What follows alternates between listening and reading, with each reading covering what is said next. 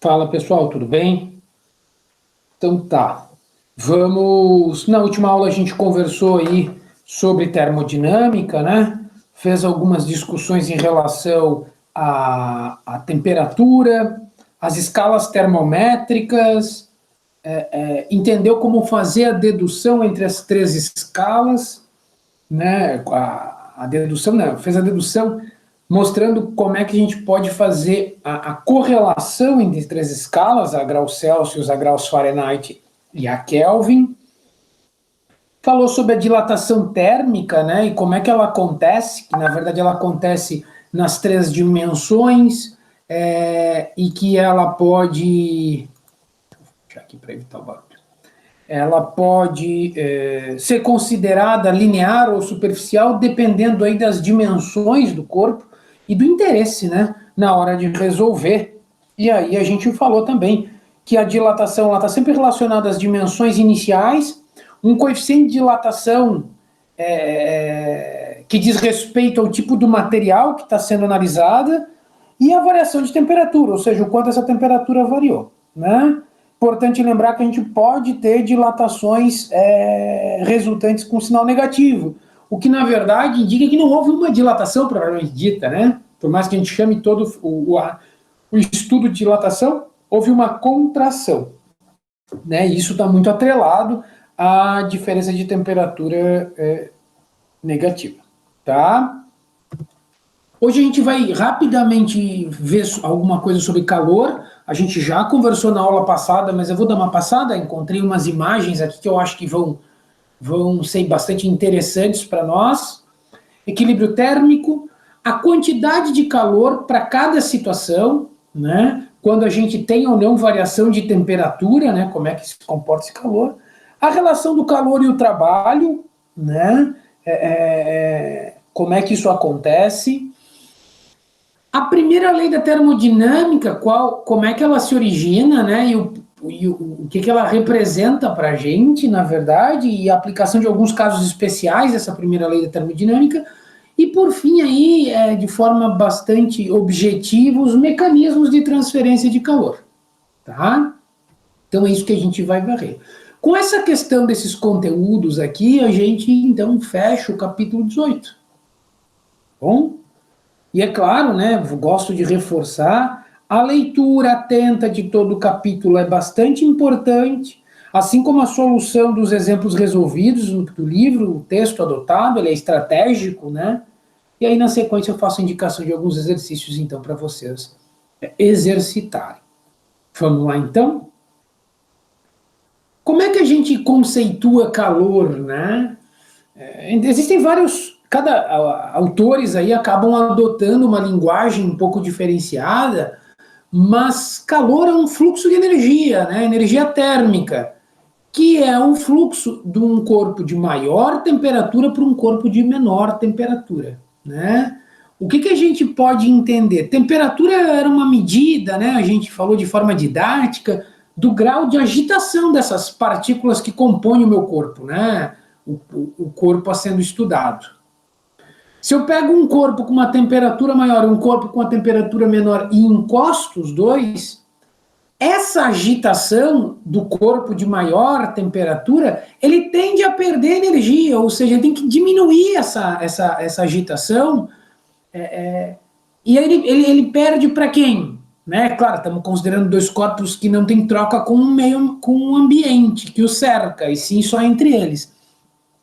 Essa energia em forma de agitação, que é o que denominamos de temperatura, vai ser transferida para o outro corpo, que tem uma vibração maior. Então esse começa a diminuir a vibração, o de maior temperatura, e o de menor, ele começa a aumentar.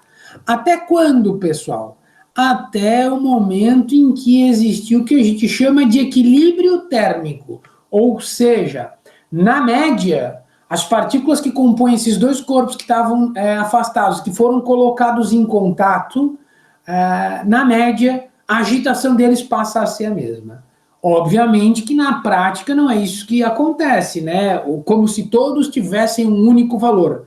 Existe aí uma distribuição média que a gente vai ver no próximo capítulo, né, a ser estudado, é um conteúdo um pouco mais adiante, mas que, na verdade, na média, a gente pode dizer que a energia deles ali, de vibração, que seria a temperatura mesmo. No ponto que se a gente pegasse um termômetro e fosse medir aí as temperaturas em vários pontos desse corpo, eles deveriam estar iguais. Importante lembrar, então, só para frisar, calor é energia térmica em trânsito, né? Ele vai ser transferido do sistema, né, de um corpo para o outro. E essa transferência está ligada à diferença de temperatura. E ela sempre acontece em que sentido? Do corpo de maior para o corpo de menor. Professor, nunca pode acontecer o contrário? Pode, pode. Desde que a gente tenha uma máquina térmica produzindo isso. Não é um processo natural. Isso fere a segunda lei, que também é uma lei da termodinâmica que a gente vai estudar. Tá bom? E aí aqui, né, outra forma de representar diferentes temperaturas, né, um corpo com as bolinhas vermelhas, o outro azul, coloca em contato, começa a ter um fluxo de calor entre essas partículas, e no final todas estão a mesma cor, numa representação de que chegaram ao equilíbrio, ou seja, estariam a mesma temperatura. Né? Então tá. Então a gente entendeu calor, entendeu temperatura, esses conceitos aí, dilatação térmica. Tá, e agora, qual é a quantidade de calor? Como é que eu posso, né, variar a quantidade de calor? O quanto isso a relação disso com a temperatura? Então tem um sistema lá, uma panela, forneci calor para essa panela com água, botei ela na chama, no fogão, e forneci uma quantidade de calor aí, né? Alguns joules aí tal de calor. Como é que essa temperatura variou? Ela varia igual para todos os materiais, né, ou substâncias? Não varia? Tem uma associação aí à quantidade, né? Então tem uma análise a ser feita nesse sentido. Para começar, algumas coisas importantes sobre calor, né? Calor vai ser representado pela letra Q, e uma coisa que é muito importante, é vital, eu coloquei ali, né? Se o Q é maior que zero, ou seja, o Q for positivo, o sistema recebeu calor, né? Então, por exemplo, minha panela lá, voltando a panela no fogo, né? A panela cheinha da água, a panela com 1 litro de água, né?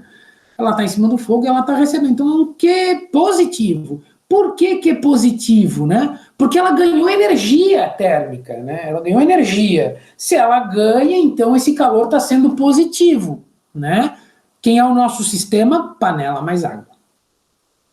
Um Q menor que zero, ou seja, negativo, o sistema perdeu o calor. Vamos imaginar essa mesma panela com água, ela estava em ebulição lá, 100 graus Celsius, em pressão atmosférica, desliguei a chama e daqui a 1 hora fui lá medir a temperatura, ela estava em 28 graus Celsius. Essa temperatura diminuiu. Diminuiu para onde? Ela desapareceu? Não. Ela foi perdida em forma de calor para o ambiente. Nesse caso, essa perda, ela indica um Q negativo, porque o meu sistema, água e panela, perdeu energia, por isso que é negativo. Tá? Eu gosto de usar com os estudantes, e talvez seja uma analogia interessante para vocês também pensarem, né? É uma analogia, é didática, né? Tomem cuidado com isso. Mas, por exemplo, isso aqui nem saldo de conta bancária, né? Quando há uma transferência para o sistema, ou seja, para a minha conta bancária, ela foi uma transferência positiva. Né? Se a minha conta bancária perdeu dinheiro, ou seja, perdeu energia, essa transferência foi negativa. Né? Quem é o sistema? A minha conta bancária. Né? Aí aqui eu não estou discutindo quem transferiu ou quem retirou, né? Mas uma forma de associar o positivo e o negativo às contas bancárias. É muito, muito, muito importante que quando a gente fale de calor, a gente lembre desses sinais e o formato. Porque essa convenção de sinal, esse referencial sendo o sistema e a energia que ele recebe ou ele perde ou ele doa, é importantíssima. Porque fisicamente isso tem um significado muito relevante na solução dos problemas, tá? E, professor, um Q igual a zero, tá ali, né? Um sistema em equilíbrio térmico. Não teve troca térmica, né? Então ele nem perdeu e nem ganhou calor. O Q foi igual a zero, não teve um fluxo de calor.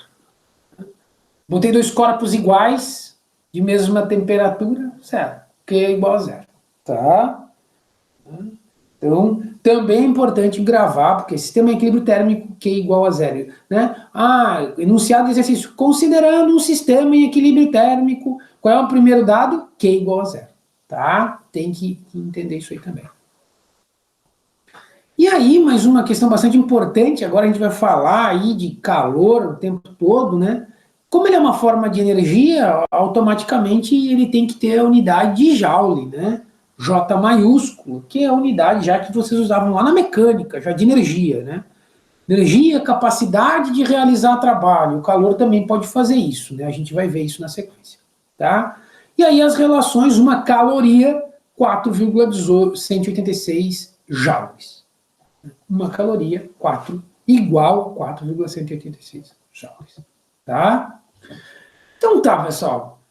De forma bem direta, a relação entre variação de temperatura e calor é dada por Q, quantidade de calor, é igual a massa, M, vezes o Czinho, calor específico, vezes a variação de temperatura, ou seja, a temperatura final menos inicial. Essa relação, ela permite eu, por exemplo, verificar qual é a variação de temperatura que eu tive, se acaso eu sei quanto calor, quanta massa e o calor específico. Tá? Então, quantidade de calor é joule ou caloria, como acabamos de falar, massa, quilograma ou grama, calor específico. E aí a gente pode olhar para essa fórmula e perceber como é que essa unidade tem que, a unidade de calor específico tem que se portar. Caloria dividido por grama vezes grau Celsius, né? Ou joule dividido por quilograma vezes Kelvin.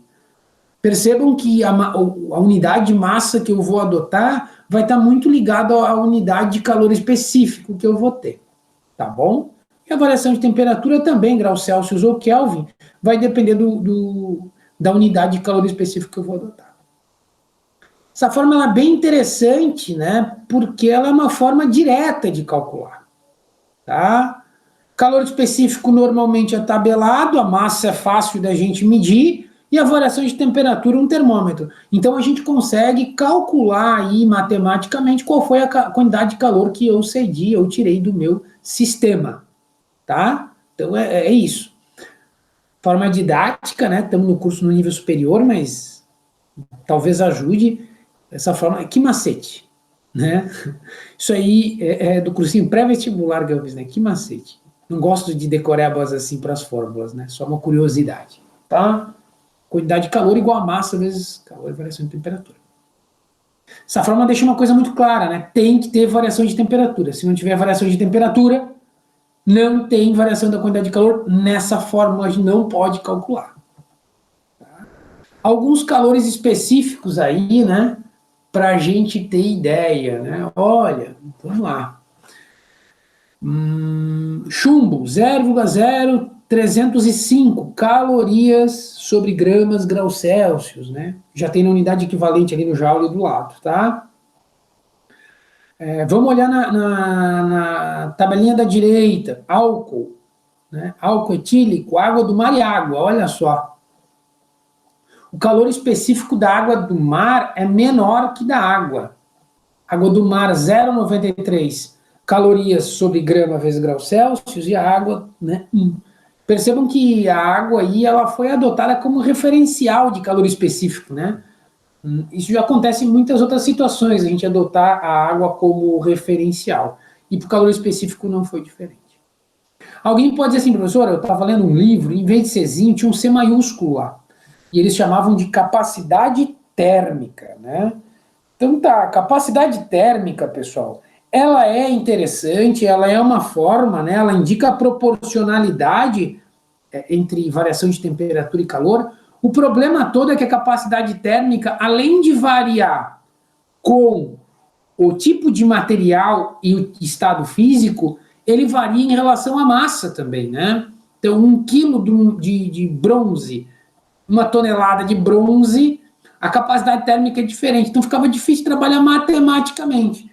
E aí eles associaram, então, a capacidade térmica que foi a origem de toda essa lógica aí, com massa vezes calor específico. Tá? Massa vezes calor específico. E isso é interessante porque aí o calor específico ele independe da massa. Ele só depende da substância e do estado físico, que ele vai ser diferente do estado físico do outro. Mas ele independe da massa, e aí a fórmula, em vez de ficar Q igual C maiúsculo, capacidade térmica, variação de temperatura, ela ficou Q igual massa, calor específico, variação de temperatura. Ok?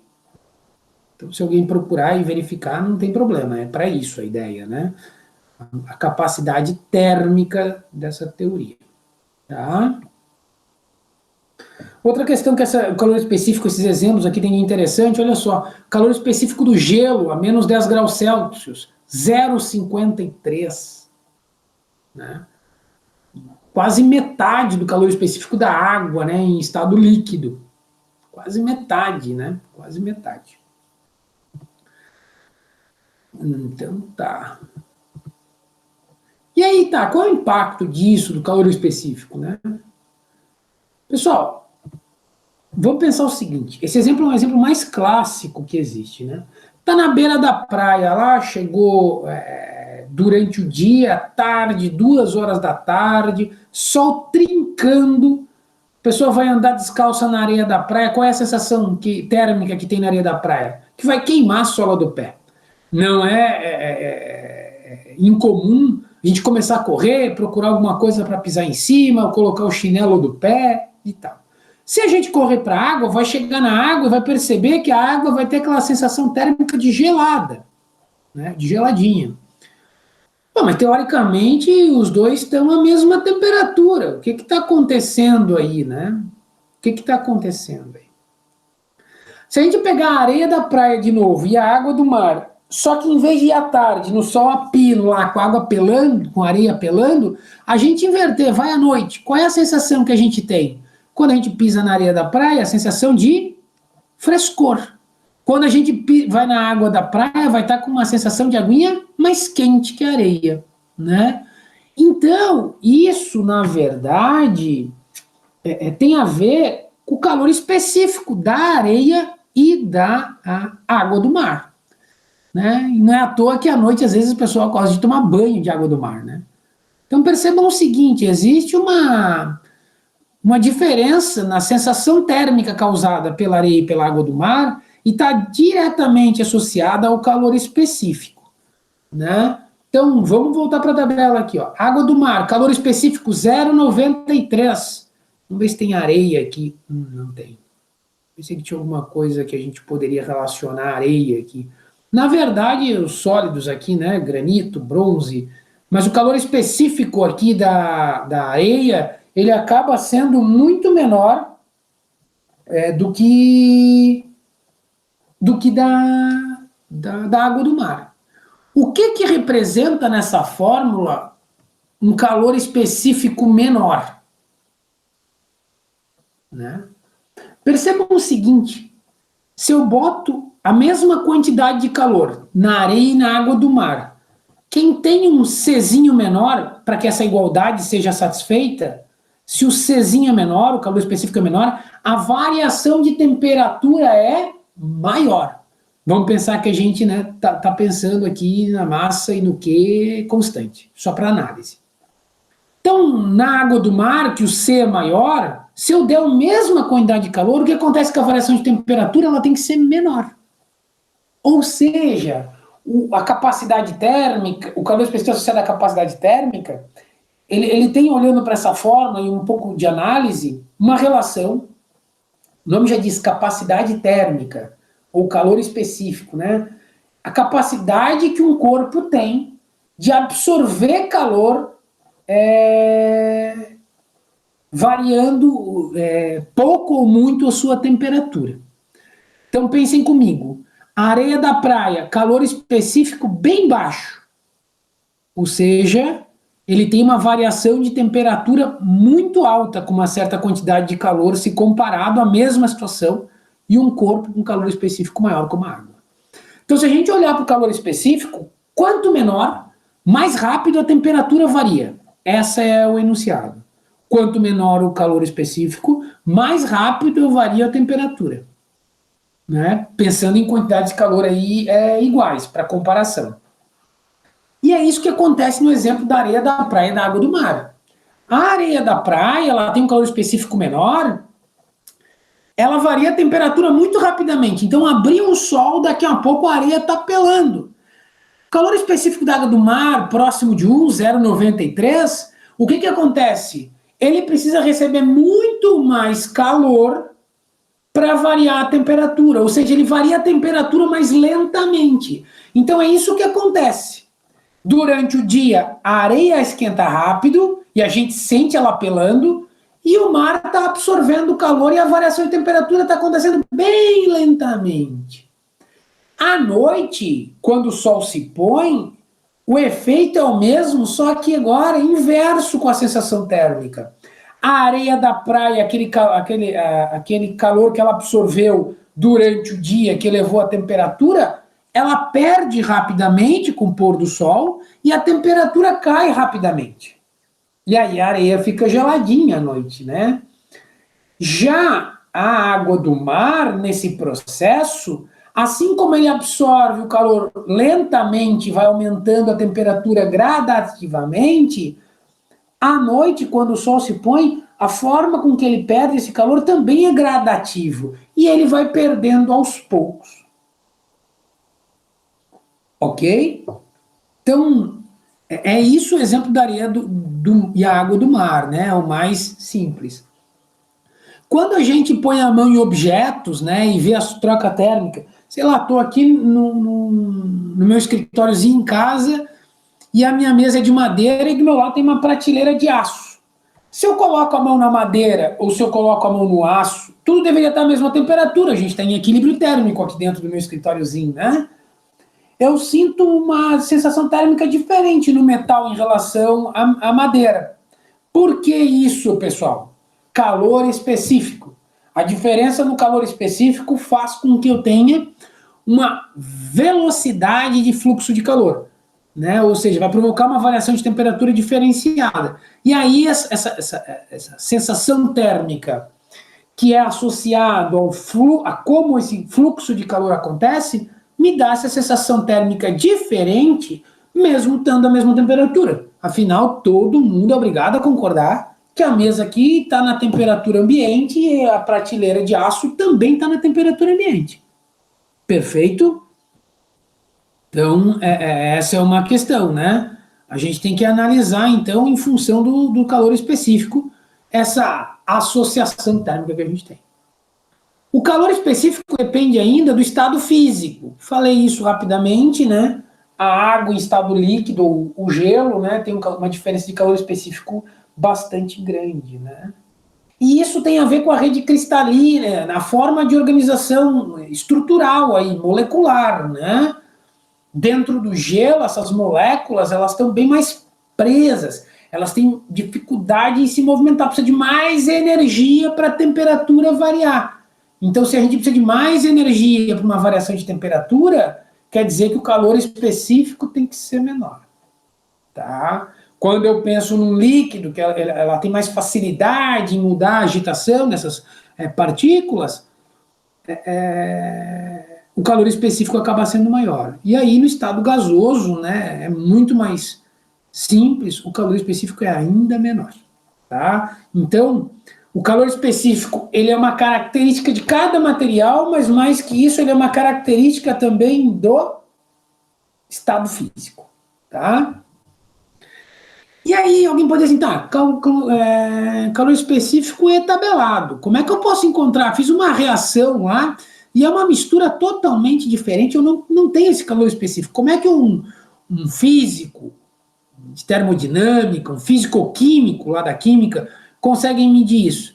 Pessoal, eles pegam essa fórmula aqui, medem uma massa determinada, colocam num sistema em que eles conseguem medir o fluxo de calor. Isso aí a gente faz normalmente com sistemas de aquecimento elétrico. Calor é Joule, né? Então a gente pega aí um sistema de aquecimento elétrico e em vez de medir calor, a gente mede o quê? A corrente elétrica fornecida. Tá? Aí a relação de corrente elétrica permite que a gente calcule a energia elétrica que esse sistema recebeu, que a gente associa a calor. Esse sistema é um sistema diabático, que não perde para o meio, né? Então, uma forma de medir um calor num sistema fechado seria medir quanta energia elétrica eu estou dando para o sistema e considerar que ele está convertendo tudo em calor, né? Então, a gente poderia medir por meio de corrente elétrica, esse aqui é um experimento muito feito em laboratório, massa medida, tranquila, e a variação de temperatura, um termômetro, né? Então percebam que a gente vai ter todas as grandezas. E o meu C, né, ele seria um coeficiente de inclinação dessa reta. Ele seria o coeficiente de inclinação, o coeficiente angular da reta, né? E a gente experimentalmente, aí por essa fórmula aqui, consegue calcular, então, o calor específico no laboratório. Vou dizer para vocês que esse é um experimento bacana de se fazer, né? E como a gente não está em período de escola e a gente gostaria de fazer com vocês lá, peço que vocês, o dia que tiver possibilidade, lembrem aí para a gente fazer, mesmo não tendo mais aula comigo, né? E tal, a gente pode marcar um horário no laboratório e fazer. Porque esse experimento ele é muito didático e ele é importante assim, para conhecer. Tá bom?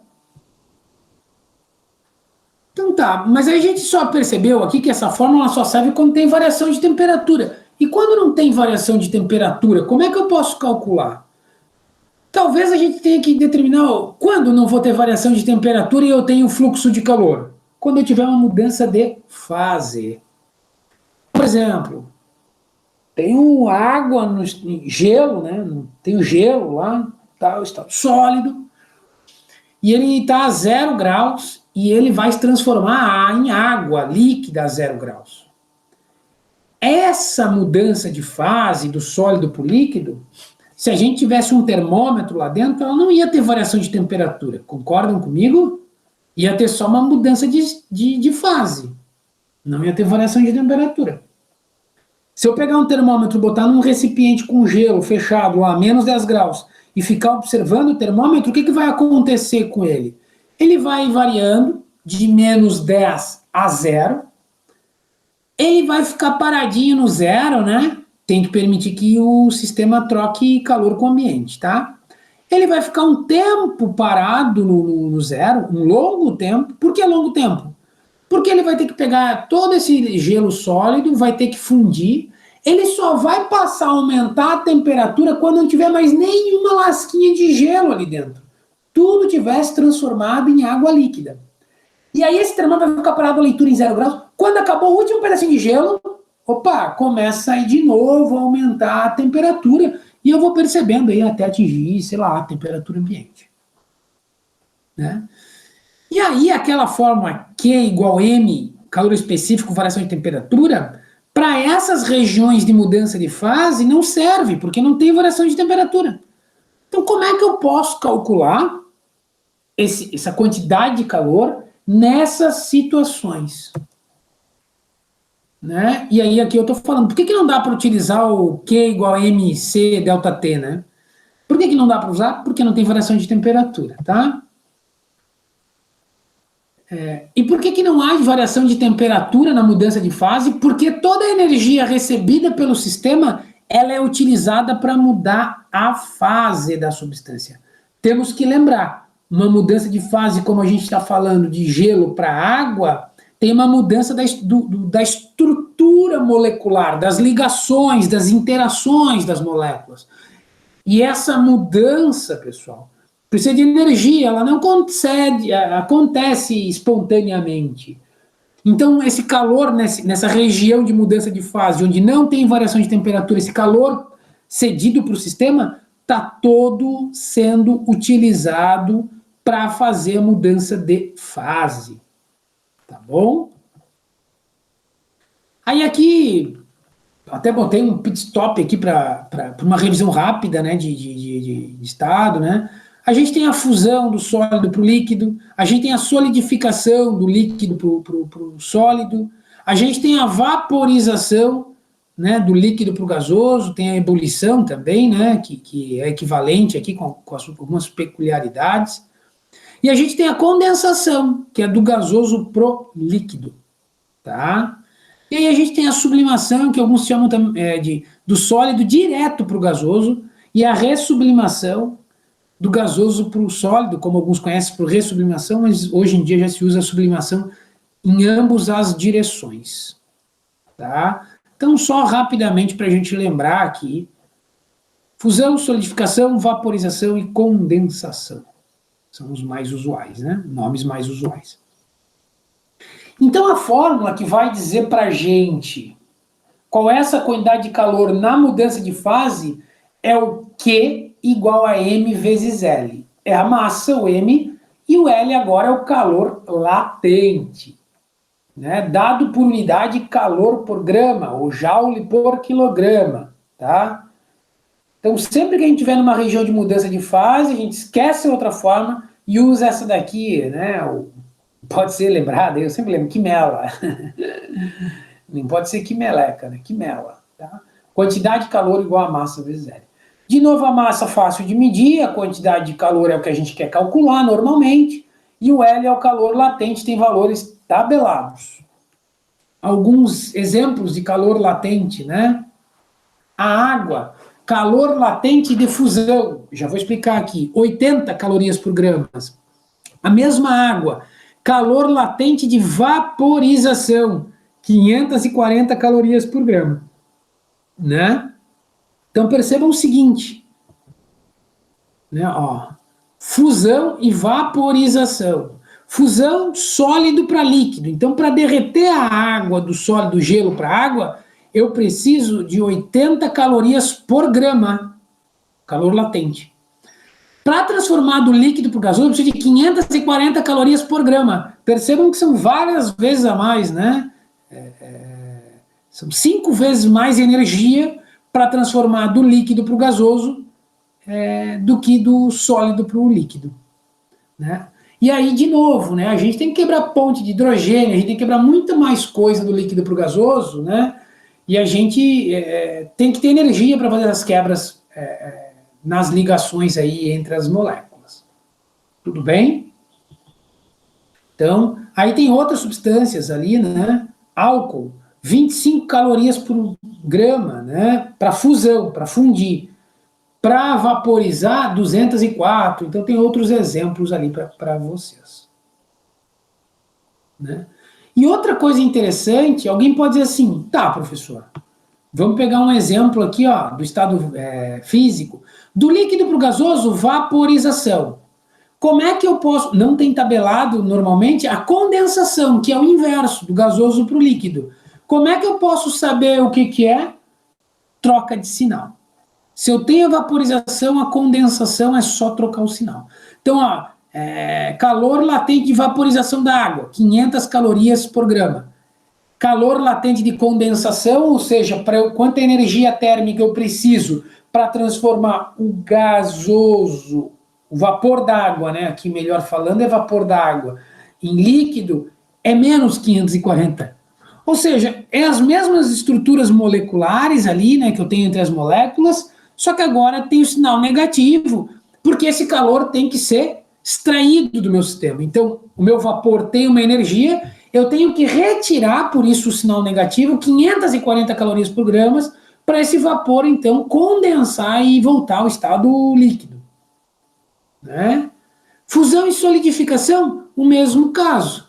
São processos físicos de mudança de fase, e aqui, quando a gente fala em calor, a gente só precisa trocar o sinal para dizer que um sistema está ganhando energia e o outro está perdendo energia. Isso aqui é muito importante, tá? Muito importante. E aí uma coisa bem interessante também que eu gosto de mostrar é esse gráfico. O livro ali ele acabou não trazendo, eu acabei colocando aqui para mostrar para vocês. Vamos pensar, isso aqui é água, né? É um gráfico de água. Peguei um recipiente com gelo a menos 20 graus Celsius, né? E vou levar esse gelo a vapor 120 graus Celsius. A massa não mudou, e aí percebam o que aconteceu. De menos 20, no eixo Y eu tenho temperatura, no eixo X eu tenho calor recebido. Né? O que recebido pelo sistema, um calor positivo aqui, né? Então, eu peguei gelo a menos 20 graus Celsius e fui, né, fornecendo calor. Ele foi aumentando a temperatura, chegou em zero, fez a mudança de fase, a fusão. Depois que acabou tudo que tinha de gelo, ele está em tudo em estado líquido, todo em estado líquido, ele começa a aumentar a temperatura, né? E aí eu tenho um sistema externo fornecendo calor. Vai chegar a 100 graus, e aí ele, né, em 100 graus, ele vai ficar ali em pressão atmosférica, mudando de fase, até tudo se transformar em vapor. E aí depois ele aumenta aí de novo a temperatura do vapor de 100 a 120 graus Celsius.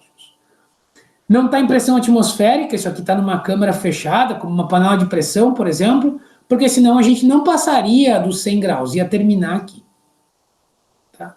Então percebam que nessa representação, nesse gráfico, a gente tem uma parte sólida, que variou a temperatura, uma parte líquida que variou a temperatura, uma parte de vapor que variou a temperatura. Né? Se eu precisasse calcular o Q total disso aqui, eu calcularia um Q para cada variação de temperatura, então um Q1 aqui embaixo, um outro um Q2 aqui e um Q3 aqui. E eu calcularia mais dois calores, um para fusão e um para vaporização. Ou seja, se a pergunta do exercício ou o nosso problema perguntar qual é o calor total, aqui eu teria que calcular 1, 2, 3, 4, 5 calores separadamente, né? E no final o resultado seria somar todos esses calores. Lembrando que sempre tem que analisar se vai usar MC ΔT ou ML. Ou seja, se a gente está falando de uma quantidade de calor quando tem mudança de fase ou quando tem variação de temperatura, que é o que vai fazer a gente escolher um ou outro. Tá? Então, em resumo, e aí eu diria para a vida, né? Quantidade de calor quando há variação de temperatura, Q igual a MC ΔT. Quantidade de calor quando ocorre mudança de fase, Q igual a M vezes L. Né? Conservação da quantidade de calor em sistemas adiabáticos, quando o sistema não troca calor com o meio, está só pensando naquele sistema, né? Eles estão em sistema isolado. A gente diz que a somatória de calor é igual a zero, ou seja, não teve troca com calor externo. E aí, resolver esse problema é botar os Qs, cada Q, um Q macete, um Q melo, ou os Qs envolvidos, e igualar a zero, propriamente dito. Né? Enunciados muito clássicos, né? Misturei café com leite, café a temperatura tá, e leite a temperatura tá. Para chegar, para chegar à temperatura final tal, quanto de leite eu tenho que ter incrementado, né? Então vai utilizar esse exemplo aqui, que é um exemplo, uma forma muito clássica de verificar. E o enunciado ele acaba dizendo, né? Se ele diz que está em isolado ou é adiabático, que não troca com o meio. Então, somatória de Q igual a zero. Tá? E, por fim, aquilo que eu falei no slide anterior, se a pergunta for qual é a quantidade de calor total, eu somo os calor fracionado. Então, a estratégia sempre a pensar em calor é fragmentar nas várias etapas do processo, tentar calcular e verificar se é uma soma de tudo ou se é igualar a soma deles a zero por ser um sistema adiabático. Tá? O exemplo do livro 18.4, ele é um exemplo clássico, né? Desse em que a somatória de calor total é igual a zero, né? Ele bota lá como um ligote de cobre e tal. Ele é bem didático, ele é bem importante, então, que resolvam esses exemplos. Tudo bem? Um clássico, né? Compreender bem o que está nesse slide aqui, pessoal, é fundamental. Termodinamicamente falando, é feijão com arroz do dia a dia docente, né? E em alguns casos laboratoriais mesmo aí, para solução aí de problemas, tá? E claro, mais do que resolver exercício é para a vida, né? Como físicos, como professores de física, ter clareza de como acontece um, como acontece outro e o porquê, tá bom? Quando a gente fala em calor e trabalho, pessoal, aí agora a gente tem uma questão. Deixa eu ver só para me localizar. Para pensar, estava vendo o slide para ver como é que eu ia explicar essa imagem aqui, tá? O livro que a gente adotou, o Halliday, ele trata um sistema. Primeiro, o que é realizar um sistema termodinâmico, né? Quando é que ele realiza trabalho? Qual é a forma de trabalho? Força vezes deslocamento, né? Grosseiramente falando, FD cosseno de θ, né? Porque força, produto escalar, deslocamento seria, né? Falando vetorialmente aí, né? A gente faria força vezes deslocamento vezes o cosseno, se a gente deixasse para lá o produto escalar aí que está nessa forma implícita, né?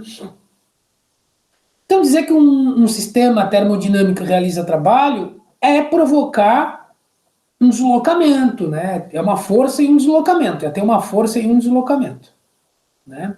Se eu não tenho deslocamento, eu não tenho trabalho, né? E quando a gente está pensando nesse sistema aqui, como a gente faz isso? A gente está pensando, olha só, para entender um pouquinho melhor. Esse sistema, a parte marrom é um isolamento, então ele não tem troca com o meio externo, né? Ele não tem troca. A base, ele é um reservatório térmico, né? E então eu tenho um botão ali que eu poderia ajustar o quanto eu estou fornecendo calor ou estou retirando calor. Então eu posso tanto aumentar a temperatura quanto diminuir a temperatura do gás dentro desse sistema, dessa câmara. Essa plataforma onde é que tem o W aqui, ele é um êmbolo e ele é livre para subir e descer.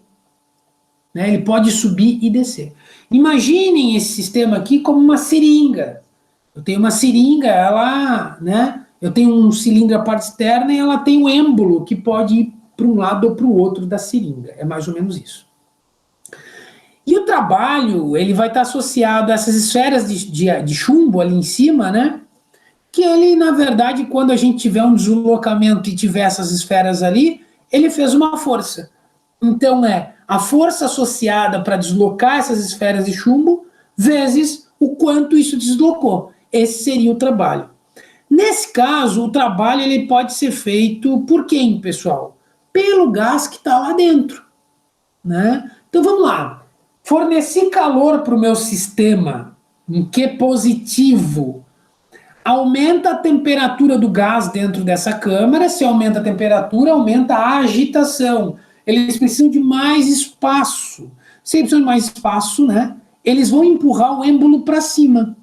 Ou seja, vão realizar um trabalho positivo. Um trabalho realizado pelo sistema. Tá bom? Se ao inverso, extrair calor do sistema, né? A minha base agora está com uma temperatura menor que o sistema. Eu tenho um Q negativo, o meu sistema está perdendo calor. O que está acontecendo? Se está perdendo calor, a temperatura dentro do gás do sistema vai diminuir, a agitação diminui. O que acontece, pessoal? O êmbolo ele vai baixar, ou seja, o meu volume vai diminuir. Esse volume diminuindo, ele vai estar associado a um trabalho feito sobre o sistema. Quem é que está fazendo esse trabalho? As esferas de chumbo. Então a força ali seria uma força peso, né? Vezes o deslocamento. E aí nós teríamos um trabalho negativo feito sobre o sistema. O trabalho que a gente falou antes, que seria de expansão, seria um trabalho positivo, seria um trabalho feito pelo sistema, tá? Então é importante entender bem essa configuração aqui, porque ela é crucial aí para entender aí a sequência que a gente vai ver, o diagrama pressão versus volume, tá bom? E quais são as grandezas que a gente normalmente trabalha nesses sistemas termodinâmicos? Pressão, volume e temperatura, tá? Pressão, volume, temperatura. Lembrando, o sisteminha está isolado, não tem perda com o meio externo, toda a temperatura cedida ou retirada para o sistema se converte em temperatura nas partículas de gás que estão ali dentro, tá? E esse é um modelo didático para compreender o trabalho no sistema termodinâmico, né? A gente pode pensar num pistão de um carro, por exemplo, num motor, num compressor de uma geladeira. São vários sistemas termodinâmicos com pistão, né? E com cilindro que se movimenta, que realizam trabalho também. Aqui é só didático. Falei para vocês que o trabalho é força, produto vetorial, deslocamento. Numa representação, a gente está falando de um sistema em que essas variações acontecem no equilíbrio, sempre no equilíbrio. Então, a gente tem variações infinitesimais. Então, a gente vai dizer que o dW, o trabalho infinitesimal, é igual à força vezes o deslocamento infinitesimal, né? O produto escalar aqui, a gente esquece na hora de transformar do vetorial para as grandezas escalares aqui, porque o cosseno aqui ele dá 1, né? Então, a força e o deslocamento sempre vão estar em 0 e 180 graus, onde o cosseno vai ser igual a 1. Tá? Então a gente pode esquecer. Quem é a força que está relacionada aqui? A gente já vem trabalhando com ela. Pressão vezes área. Né? A gente tinha lá que pressão é igual a força sobre área, então a força é pressão vezes área. A gente vai substituir, então, F por P vezes A. E o deslocamento é o mesmo, e como eu falei, o cosseno dos ângulos entre os dois sempre vai ser 1 ou menos 1, então a gente não precisa se preocupar com ele. Tá? Trabalhando aqui um pouquinho, só para colocar a área vezes o deslocamento, quem é a área do meu cilindro vezes o quanto ele se deslocou, ds? É o volume. É a variação de volume, é o dV, a variação infinitesimal de volume, dV. Tá? Ou seja, o dW, variação infinitesimal do trabalho, é igual a P, variação infinitesimal do volume. dW igual a PDV. Tá? Se a gente integrar de um volume inicial a um volume final, a integral de dW é W, igual à integral de volume inicial ao final, PDV. Essa fórmula aqui é importantíssima para a termodinâmica, né? Ela vai dizer como é que acontece o trabalho de um sistema termodinâmico. Ele depende de pressão e volume. É claro que aqui, a pressão vai ser constante? Depende, cada caso é um caso, né? Inclusive a minha pressão ela pode ter uma variação em função do volume, tá bom? Então, trabalho é igual à integral de PDV de um volume inicial a um volume final. Então tá, vamos fazer alguns exemplos aqui. Eu trouxe exatamente o que está no livro, até para ajudar vocês na leitura depois e o entendimento. Se já leu antes, melhor. Se não leu, ajuda também. Primeiro, um gráfico muito utilizado na termodinâmica é o gráfico pressão versus volume. Né? No eixo Y a pressão, no eixo horizontal X volume, né? E aí um sistema termodinâmico, ele sempre vai ter um ponto inicial e um final, ou seja, uma posição inicial ali do êmbolo e uma posição final, e ele pode ser levado desse ponto inicial ao final de diversas formas, né? E é isso que essas figuras todas representam aqui. Percebam o seguinte, em todas elas o ponto inicial e o ponto final são iguais. O que diferencia de que forma, em que trajetória, de que processo termodinâmico ele foi levado, né? Então percebam aqui, né, vou usar esse exemplo que está o mais esquerda superior aqui, ó. Ele foi levado, né, do I para o F, com uma curva aqui caindo um pouquinho, né, um decaimento aqui. Se a gente olhar do I para o F, o que aconteceu com a pressão? Ela diminuiu. Né? F, a pressão é menor que 1, então ela caiu a pressão e ela aumentou o volume do I para o F. Então percebam que as duas coisas variaram ao mesmo tempo. Né? Pensando nesse cilindro, o que estaria acontecendo? Eu estou fornecendo calor para o meu sistema, o volume foi aumentando e a pressão ela foi diminuindo. Tá? Então dá para fazer análise para cada situação dessa, analisando aquele cilindro, tá? E por que esses gráficos eles são importantes para a gente estudar termodinâmica? Porque o trabalho que a gente acabou de falar, que é a integral de PDV, é sempre a área sob a curva. Então, percebam o seguinte, se eu vou de I a F, num processo termodinâmico representado pela linha verde, o meu trabalho é toda essa área sob a curva, é a área em amarelo. Isso aqui é muito importante também. Né? Na figura de baixo, a mais esquerda inferior, o I e o F estão na mesma posição da anterior, mas percebam, eu vou de um I até um ponto A, essa ida do ponto I ao ponto A, ele está a pressão constante, ele só aumentou volume, a pressão ficou constante. E do A ao F, aconteceu ao contrário. O meu volume ficou constante, mas a minha pressão diminuiu. Né? O trabalho continua sendo toda a área sob a curva, olha que interessante. Né? E olha, outra coisa interessante, olhando para aqui agora, me lembrei de uma coisa legal. Estão percebendo que de A a F, se tivesse só o ponto AF, qual seria o trabalho? Zero. Por quê? Para ter trabalho, eu tenho que ter DV, variação de volume. Eu posso ter trabalho a pressão constante. P constante, ele sai da integral. Mas a integral fica integral de dV. Eu tenho que ter variação de volume. Se eu não tiver variação de volume, eu não tenho trabalho. Nesse caso aqui, todo o trabalho que foi desenvolvido está associado ao trajeto de I ao ponto A, ao processo termodinâmico de I até A. Figurinha no meio superior é o mesmo processo que a gente acabou discutindo, só que invertido. Em vez de ir até o F, ele primeiro fez um processo a volume constante e depois ele foi até F. Percebam que o trabalho continua sendo positivo, mas o trabalho agora ele foi menor. Ele foi menor. Interessante. Ou seja, o trabalho depende do processo termodinâmico que eu vou utilizar. Ele depende, tá?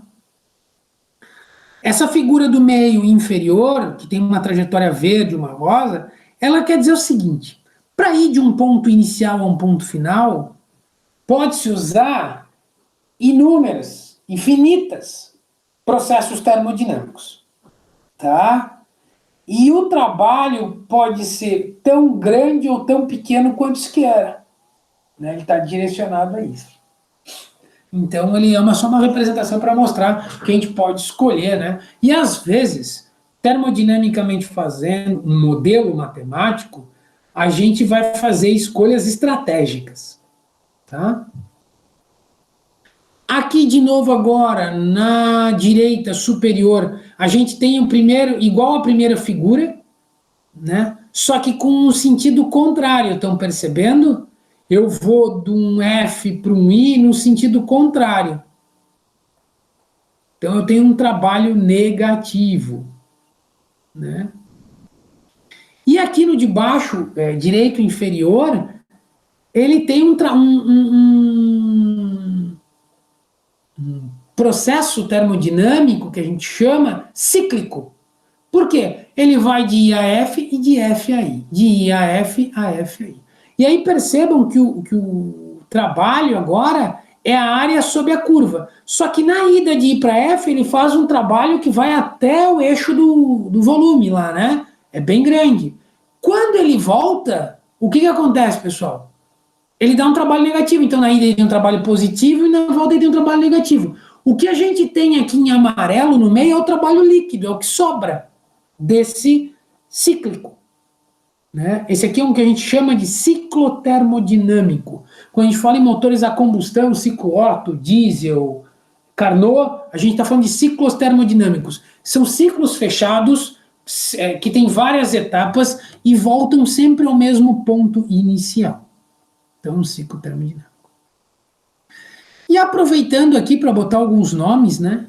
Quando o processo termodinâmico acontece a volume constante, ele é um processo termodinâmico chamado de isovolumétrico. Isovolumétrico. Quando acontece a pressão constante, ele é isobárico, de bar, né, de pressão. Então, ele é iso, igual, bar, isobárico. Iso igual volumétrico, isovolume, né? Isovolumétrico, né?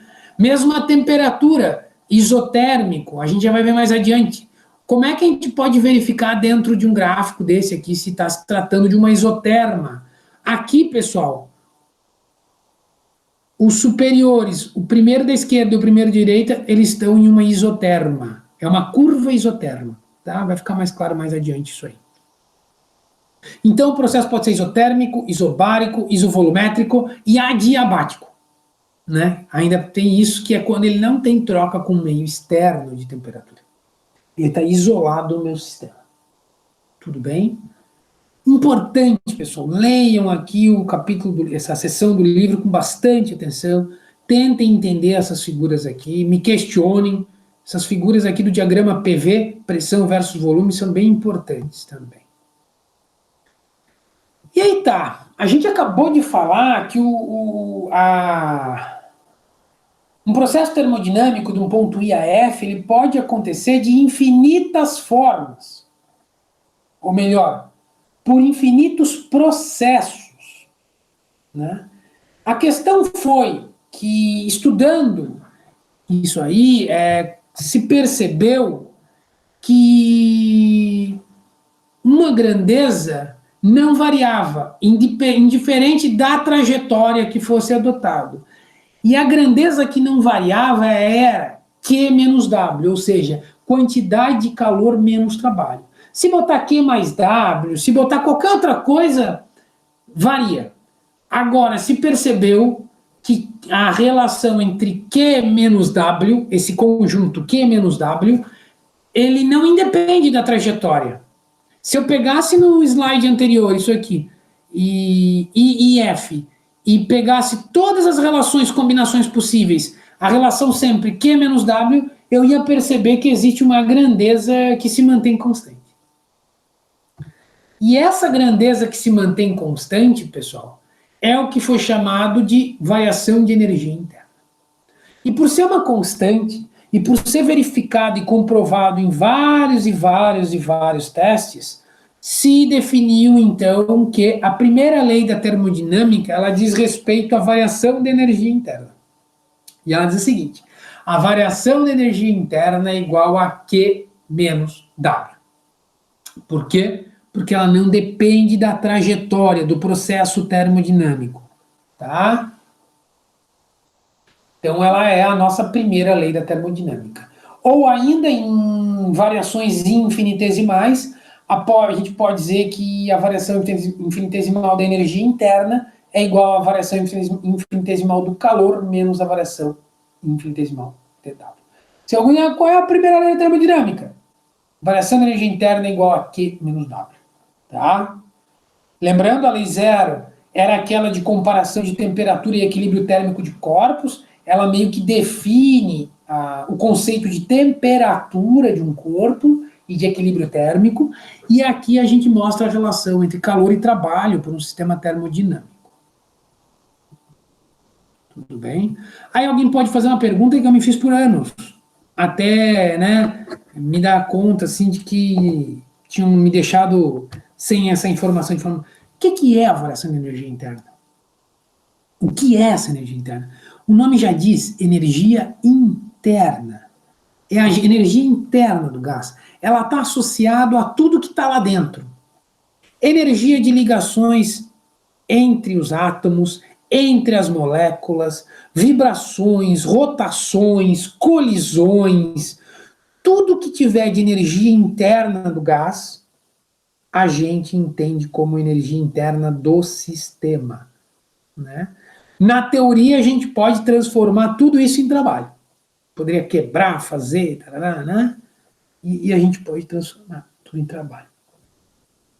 Algumas aplicações, algumas situações, né, alguns casos especiais da primeira lei da termodinâmica. Está aqui, a primeira lei é ΔE interno igual a Q menos W. Quando eu tenho um sistema adiabático, ou seja, o meu calor, a minha troca térmica de calor com o externo é zero, o sistema está isolado. É só substituir na fórmula, né, pessoal? Se o Q é igual a zero, a variação de energia interna vai ser igual a menos o trabalho. faço um trabalho, se converte em variação de energia interna. Tá? Todo o trabalho realizado vai se converter em variação de energia interna. Não tem perda térmica, né, por meio de calor. Ah, o meu volume é constante. Trabalho é igual a integral de PDV. Se eu não tenho variação de volume, eu não tenho trabalho. Ou seja, se o volume é constante, o trabalho é zero. Substituindo na primeira lei, se o trabalho é igual a zero, o calor é igual à variação da energia interna, e vice-versa. Né? Tem um sistema cíclico. Falei para vocês, né? Um processo termodinâmico cíclico. Ele inicia e termina no mesmo ponto, né? Indiferente do número de etapas e os processos termodinâmicos. Sempre um ciclo fechado tem variação de energia interna igual a zero. Então, se a variação de energia interna é igual a zero, substituindo na primeira lei, o calor é igual ao trabalho. Tá? Isso aqui é fundamental para resolver várias situações aí, problemas práticos e tal, né? Considera um sistema cíclico, né? O modelo é cíclico, variação de energia interna é igual a zero, Q igual a W. Quantidade de calor é igual a trabalho. Ah, e uma expansão livre. O que é uma expansão livre? É quando a gente deixa um gás de uma câmara escapar para o vácuo. Então ele não encontra nenhuma oposição, né? Ele vai ocupar um outro espaço que não tem pressão, né? A pressão é zero e tal, né? Como é que acontece, né? Essa variação na expansão livre, a variação de energia interna é igual a zero, né? Por quê? Porque a quantidade de calor e o trabalho é igual a zero. Se Q e W são a zero, porque não teve troca térmica, ou seja, Q igual a zero, e não teve trabalho, porque ele não encontrou oposição, sempre tem que fazer trabalho, tem que ter uma força, né? Ele não encontrou essa posição, a câmara é vazia. O livro, se eu não me engano, até traz isso, né? 2 câmaras e uma válvula no meio, ele abre a válvula, né?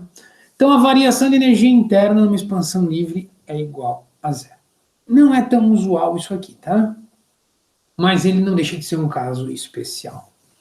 Tá? Então aqui é sempre fazendo uma análise do processo termodinâmico sob a luz da primeira lei da termodinâmica.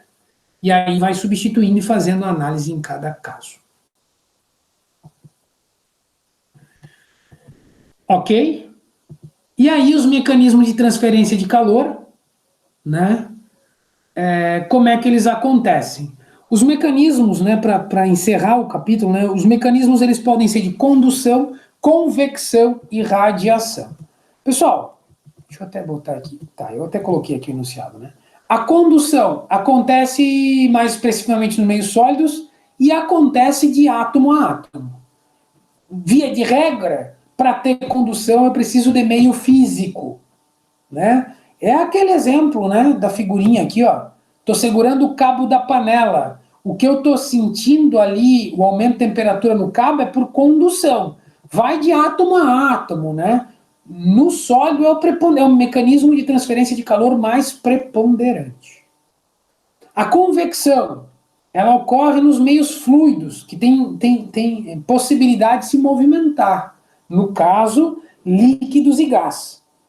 Por que acontece a convecção? Pela diferença de densidade. Então, por exemplo, uma panela de água lá no fogo, quando a parte de baixo dela começa a aumentar a temperatura, ela dilata. Se ela dilata, ou seja, aumenta o volume, diminui a densidade. O que ele tende a fazer? Subir. O meio é fluido, ele permite isso. A parte que está em cima com uma menor temperatura tem uma densidade maior. Ele desce. Então, essa movimentação devido à densidade é conhecida como correntes de convecção. Correntes de convecção, tá? E aí ele tende a acontecer, e por isso que acontece normalmente nos fluidos, né? Nos gases e nos líquidos. Onde é que é muito comum acontecer isso? Correntes marítimas, correntes atmosféricas, meteorologia se preocupa muito com isso, né? Muito com isso. Então, preciso de matéria e, nesse caso, normalmente acontece com os fluidos.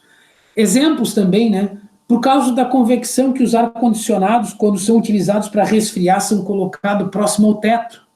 Nossa região é quente, a gente usa normalmente o ar-condicionado para esfriar. Por quê? Porque ele vai jogar frio na parte superior do ambiente e como ele tem mais densidade, ele vai descer. O ar quente que vai estar embaixo, por diferente densidade, vai tender a subir. Então, tu estabelece um movimento devido à convecção, que é uma transferência de calor, dentro do ambiente que está sendo resfriado por aquele ar-condicionado. Tá bom? Geladeiras mais antigas, né, que tinham aquele congelador interno, né? Por que o congelador era em cima? Para ter corrente de convecção, né? Era por isso que as prateleiras eram de estrutura metálica, eram grades, né? E não vidros ou acrílico, como é hoje.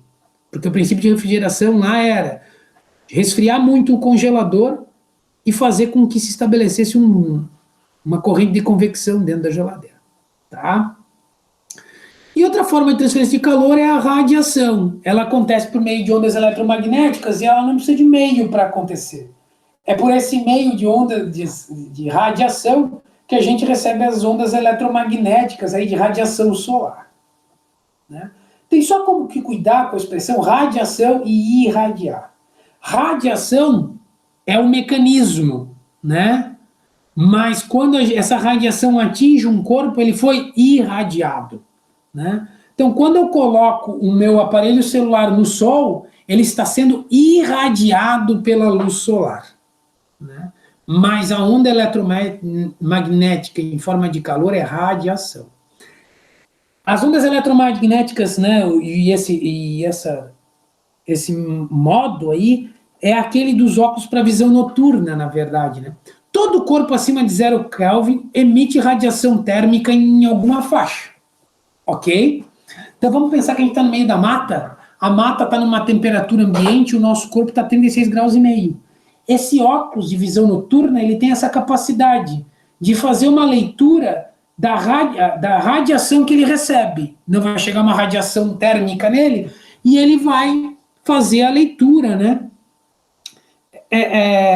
Das maiores temperaturas, converter num sinal ali vermelho, e as menores temperaturas numa outra cor. Então tu começa a distinguir a cor num processamento, claro, informatizado, mas ele está fazendo a leitura da radiação, né, que ele está recebendo, da radiação térmica. Tá? Tá em alta agora nos jornais, né, o INPE, como é que ele estuda aí a queimada no Pantanal e na Amazônia, né? Ele faz a leitura pela emissão de radiação térmica, né? Ele acaba fazendo a leitura por esse mecanismo, né? Então, os corpos têm radiação térmica. A astrofísica utiliza muito isso, né? Tá bom? Então, são os 3 mecanismos preponderantes. Na verdade, normalmente eles acontecem aí conjuntamente, como o caso de uma fogueira. Estou perto de uma fogueira de São João. O que está acontecendo, professor? Condução, radiação? Teoricamente, todos eles, né? É claro que um vai ser preponderante em relação ao outro. Se a gente colocar a mão em cima, lá na churrasqueira, por exemplo, a gente vai ter a convecção aí de forma preponderante. Se eu me aproximar pelo lado da churrasqueira, aquele calor que eu sinto do lado é a radiação, né? Eu costumo brincar que os uruguaios, os argentinos, eles assam a carne por radiação, porque eles normalmente não fazem o que a gente faz, né? Que é colocar a carne em cima da grelha, né? Eles colocam pela lateral. Então tu vai, como costela a fogo de chão, tu vai meio que assando pela radiação. Claro que tem convecção ali também, mas mais pela radiação. A gente assa a carne por convecção, radiação também, mas convecção também, a ponto de que o gosto que a gente gosta da carne assada tem a ver com... escapou a palavra agora. Daqui a pouco eu lembro. Da palavra